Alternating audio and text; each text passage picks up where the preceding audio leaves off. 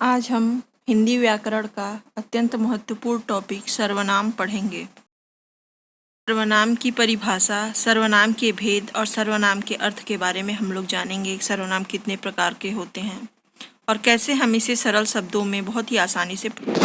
सर्वनाम का शाब्दिक अर्थ। सर्व माने सबका, नाम मतलब नाम, अर्थात जो सबके नाम के जगह प्रयुक्त हो उसे सर्वनाम का। परिभाषा देखिए, सर्वनाम उस विकारी शब्द को कहते हैं जो किसी संज्ञा के बदले आता है। जैसे राम घर जाता है, राम अच्छा लड़का है।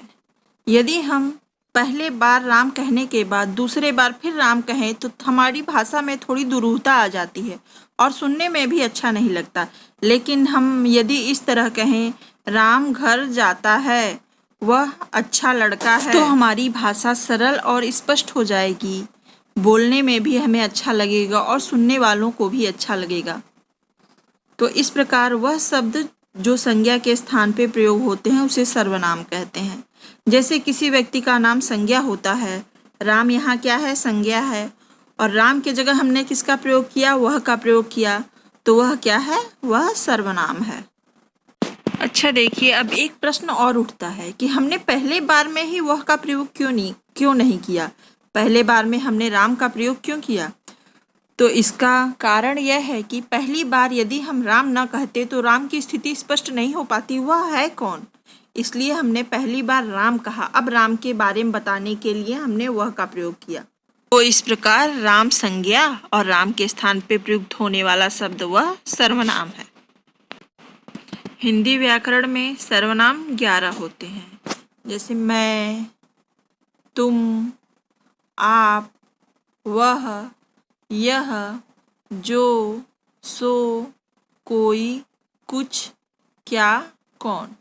लेकिन प्रयोग के आधार पर सर्वनाम के 6 भेद होते हैं। देखिए, पहला पुरुषवाचक सर्वनाम, दूसरा निश्चयवाचक सर्वनाम, तीसरा अनिश्चयवाचक सर्वनाम, चौथा संबंधवाचक सर्वनाम, पांचवा प्रश्नवाचक सर्वनाम, छठा निजवाचक सर्वनाम। पहला आता है पुरुषवाचक सर्वनाम। पुरुषवाचक सर्वनाम के कितने भेद हैं देखिए, उत्तम पुरुष, मध्यम पुरुष, अन्य पुरुष। उत्तम पुरुष में मैं और हम मतलब वक्ता जो अपनी बात को कहता है वह उत्तम पुरुष में आता है। मध्यम पुरुष में तू, तुम, आप। मध्यम पुरुष में श्रोता वर्ग आता है जो बातों को सुनता है। और उसके बाद आता है अन्य पुरुष, मतलब जिसके बारे में बात की जाती है, उसके लिए वह, वे, यह, ये शब्द का प्रयोग होता है। उत्तम पुरुष के लिए मैं और हम का प्रयोग होता है। मध्यम पुरुष के लिए तू, तुम और आप का प्रयोग होता है। अन्य पुरुष के लिए वह, वे, यह, ये शब्द का प्रयोग होता है। इसके बाद आता है निश्चयवाचक सर्वनाम। वे शब्द जिनके द्वारा निश्चितता का बोध होता है उसे निश्चयवाचक सर्वनाम कहते हैं। जैसे यह राम की पुस्तक है, यह राम का पेन है। यहाँ पर यह स्पष्ट है कि यह पेन राम का ही है, ये पुस्तक राम की ही है। इसके लिए 2 तरह से शब्दों का प्रयोग होता है, एक निकटवर्ती, एक दूरवर्ती। निकटवर्ती के लिए यह और ये का प्रयोग होता है, दूरवर्ती के लिए वह और वे का प्रयोग होता है। जैसे वह गाय मोहन की है, वे लोग जा रहे हैं। निश्चित रूप से हमें यह तो पता है कि जा रहे हैं, कौन लोग जा रहे हैं, तो वे लोग जा रहे हैं। था जिसमें निश्चितता का बोध हो वहां निश्चयवाचक सर्वनाम होता है। अब उसके बाद आता है अनिश्चयवाचक सर्वनाम। अनिश्चयवाचक सर्वनाम जैसा कि इसके नाम से ही स्पष्ट है, इसमें कुछ निश्चय नहीं है, कुछ पता नहीं है। ये भी 2 प्रकार के होते हैं, एक प्राणी बोधक होता है, एक वस्तु बोधक। जैसे यदि हम किसी प्राणी के लिए यदि हम अनिश्चयवाचक सर्वनाम का प्रयोग करते हैं तो उसमें कोई शब्द आता है। जैसे लग रहा है कोई वहां है, तो यह अनिश्चयवाचक सर्वनाम का उदाहरण है। और यदि हम वस्तु के लिए प्रयोग करते हैं तो वह कुछ शब्द का प्रयोग करते हैं। जैसे